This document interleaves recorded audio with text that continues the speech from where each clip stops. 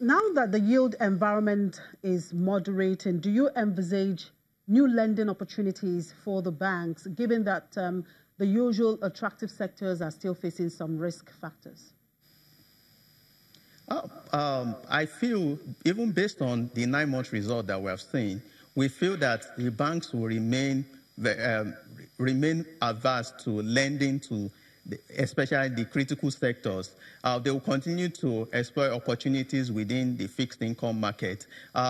In terms of driving loan growth, they need to see very deliberate policy by the government to open up a lot of the critical sectors that would de-risk those sectors in terms of cost of doing business needs to be looked into.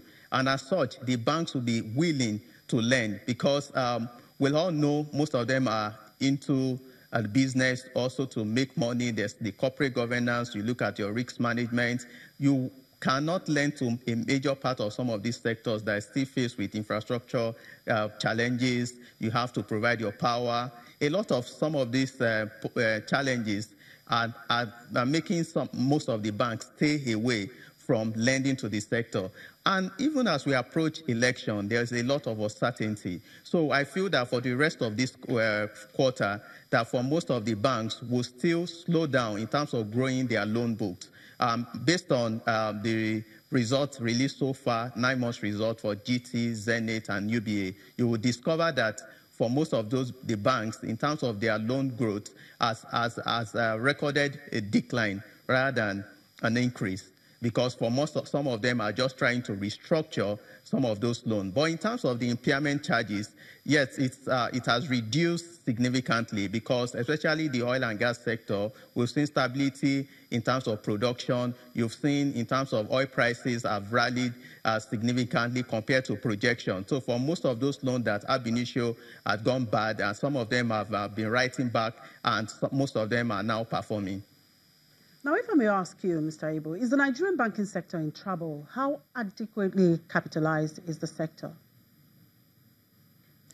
Yes, in terms of looking based on available information, their 2017 annual report, the capital adequacy ratio, which is also used to gauge how strong banks are, currently improved from 19% in 2016 to over 21%. That shows that our banks have continued to strive in terms of to buffer their shareholders' fund. Also, if you recall earlier this year, the CBN introduced like a policy to reduce how much they pay out that most of the banks in terms of dividend to enable them retain as much as possible to ensure that they have stronger capital to withstand any shock. So we feel our banks are strong, are healthy.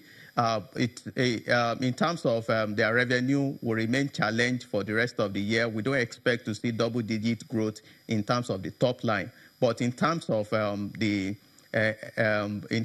strength of our banks, we feel they are still strong. When you compare that, the threshold for capital adequacy ratio for international banks are 15%. So about 5% above the statutory, we still feel that that is sufficient enough to withstand any shock. Now, you are launching your report on the sideline of the Nigerian Economic Summit, which has a theme, Poverty to Prosperity, Making Governance and Institution Work. How strategic is this move in the current situation? Yes, I think for most of the populace and especially the elites have come to realize that we need to do something in terms of our current pace, in terms of growth. And that is why some of the major agendas in terms of our expectation for the new government, or even if for the incumbent to look at, is we need to look at the issue around the oil and gas sector as well as the power sector. So looking at the oil and gas sector, we know the bill which for ease of passage have been sectionalized into major 3 parts: the petroleum industry governance bill, the petroleum industry fiscal bill, as well as the host community fund. The governance bill has reached a major stage, but in terms of the fiscal bill that addresses in terms of investment, also looking at the framework around attracting investment, that needs to be looked at, because that would also reduce in terms of how much we spend on subsidy.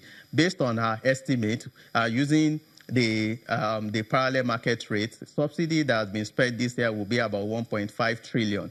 And that can be channeled into more productive areas. The power sector still reeling from a lot of issues. That also has to be looked into from assets metering. You also need to look at in terms of the tariff that have been fixed. If you look at in terms of the agreement to assess the privatization, that's going to lapse next year. We need to revisit that and see how we want to particularly move this sector forward, because the SMEs need power they need power to grow.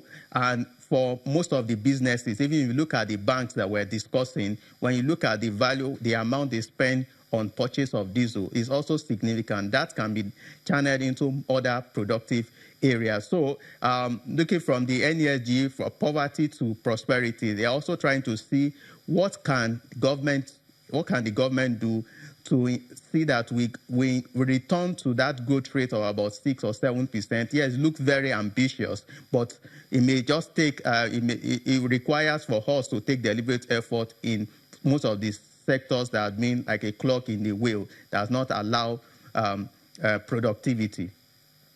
All right, thank you very much for your time, Ayodiji Abel. Ayodiji Abel is the Managing Director, AfriInvest Securities Limited.